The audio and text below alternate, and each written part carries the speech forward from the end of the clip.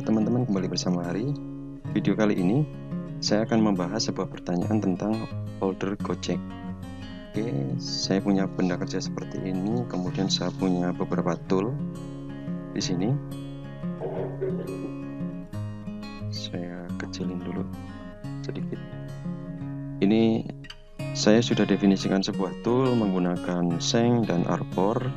Jika di-compare terhadap benda kerja, maka tool ini terlalu pendek dan hasilnya pasti akan terjadi benturan atau nabrak terhadap benda kerja. Ini saya siapkan tool yang lain juga di sini.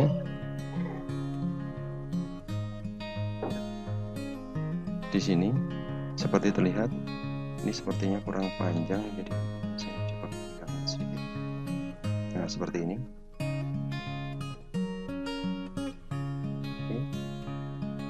Kemudian ada satu tool lagi, ini tool yang berbeda, diameternya berbeda. Kemudian ada sebuah tool yang ini dibuat oleh sistem secara otomatis. Oke, mungkin ini yang dibuat secara sistem secara otomatis saya hapus dulu. Jadi di sini saya punya 3 tool seperti ini, satu dengan diameter yang berbeda. Oke. Nah, untuk secara default, jika teman-teman menggunakan metode non-legacy, jadi rough spiral dan rough parallel, maka secara otomatis di sini default opsi untuk Sheng and holder itu adalah use. Jadi tanpa diapa-apakan pun hasilnya adalah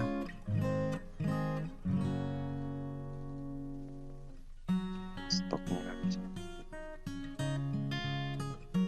Jadi tanpa diapa-apakan, cukup dengan didefinisikan Sheng dan Arbor, maka sistem akan mengenali dan bagian-bagian di mana akan terjadi benturan di situ akan dihindari secara otomatis. Hasilnya seperti ini. Oke. Nah, pertanyaannya adalah bagaimana dengan yang di legacy? Legacy ini setahu saya adalah metode dari Simatron yang terdahulu, mungkin versi 7 atau sebelum itu, dan setahu saya ini sudah tidak diupdate lagi. Jadi update pun bukan update secara teknologi, jadi hanya update mengikuti setting ataupun kondisi parameter saat ini. Jadi misalnya saat ini di tool trajectory ada pilihan untuk mendefinisikan set top dan set bottom itu berdasarkan select entity seperti ini. Jadi update-nya hanya lebih ke masalah non teknis, bukan teknisnya. Sehingga jika teman-teman menggunakan legacy, maka secara default ini tidak ada holder Gojek secara otomatis. Jadi di metode legacy itu tidak ada holder Gojek secara otomatis. Sehingga jika teman-teman menggunakan metode ini, maka hasilnya tidak ada informasi apapun dari simulasi remaining stock di sini. Warning akan muncul hanya pada saat melakukan simulasi. Jadi dengan melakukan simulasi ini, di situ nanti pada saat terjadi benturan itu akan dikasih warning, dan jika teman-teman ignore maka akan terlihat di sini hasil karena benturan seperti itu, yang warna merah ini. Jadi warningnya hanya secara visual, tidak seperti yang non legacy tadi yang dimana di situ dihindarkan. Nah, di metode legacy itu ada setting untuk bisa mengatur menghindari benturan. Namun seingat saya atau setahu saya ini tidak sepresisi yang non legacy. Tapi teman-teman bisa coba. Silakan aktifkan optimizer, kemudian di sini ada pilihan defaultnya adalah mail alert. Ini tadi saya sudah coba untuk sedikit explore. Menggunakan mill and alert, maka sistem saat mengenali adanya benturan, dia akan memberikan hanya semacam warning saja. Namun tidak ada tindakan apapun. Jadi tindakannya tetap dari user untuk mengganti cutter.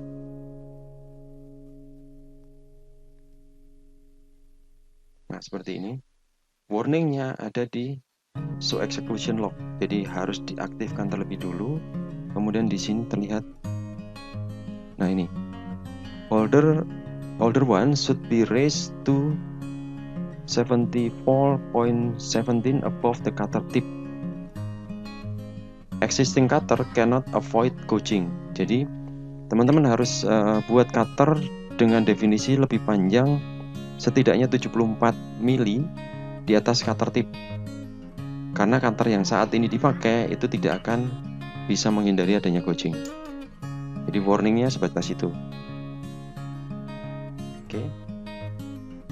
Atau teman-teman bisa sedikit memanfaatkan fitur yang di non legacy seperti ini. Di sini ada, nah ini ada preview. Di sini ada estimasi minimum clear length atau free length. Jadi teman-teman harus buat setidaknya free length-nya sejauh ini.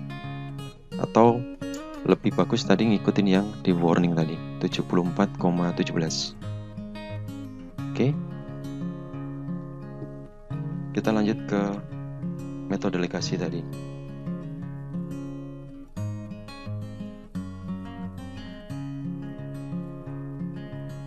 Kemudian yang kedua adalah menggunakan current cutter. Ini adalah opsi yang mirip dengan metode non legasi yang otomatis. Namun sepertinya hasilnya sedikit kurang akurat dibandingkan dengan yang metode non legasi.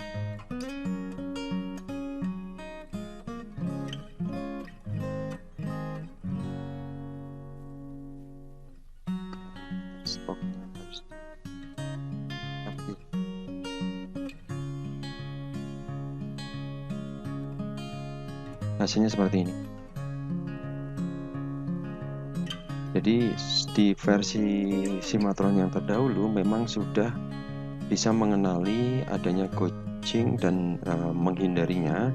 Namun hasilnya teknologi saat itu belum seakurat yang sekarang. Oke. Opsi berikutnya adalah menggunakan auto search. Di sini saya definisikan second cutter dan second cutter feed dan spinnya itu 70/5%. Ini langsung saya calculate. Nah, menggunakan auto search ini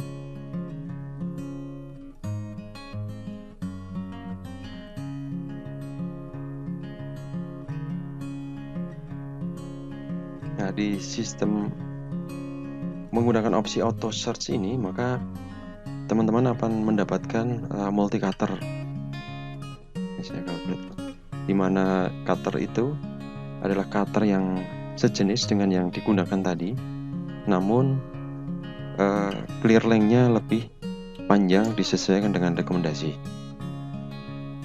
Jadi hasilnya jika dilihat di simulasi,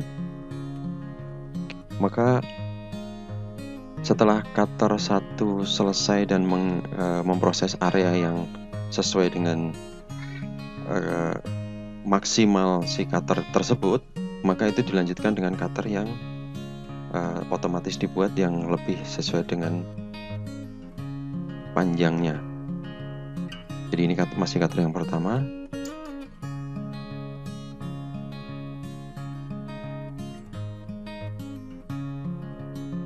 Lalu lanjut dengan cutter yang berikutnya yang lebih recommended.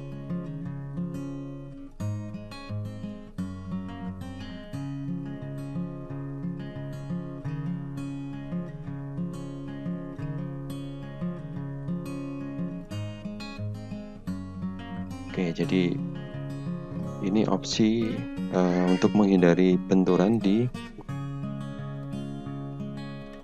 metode legasi menggunakan auto search. Opsi yang terakhir adalah menggunakan cutter sequence. Ini mirip dengan automatic tadi, namun di sini kita bisa memilih untuk menggunakan cutter yang kita tentukan sendiri. Yang syaratnya adalah cutter tersebut harus menggunakan dimensi yang sama. Jadi contohnya misalnya saya menggunakan cutter sama-sama diameter 6, tapi ininya berbeda. Jadi seperti yang saya jelaskan tadi, saya menggunakan saya punya satu cutter ini, holdernya berbeda. Nah, ini yang saya gunakan di sequence ini.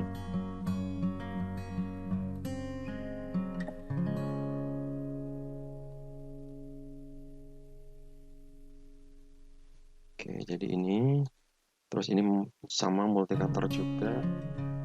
Kemudian kita coba lihat simulasinya dulu sebentar.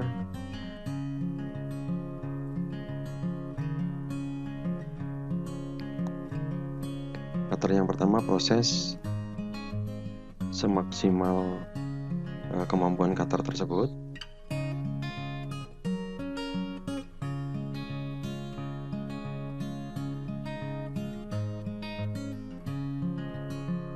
Baru lanjut dengan next cutter.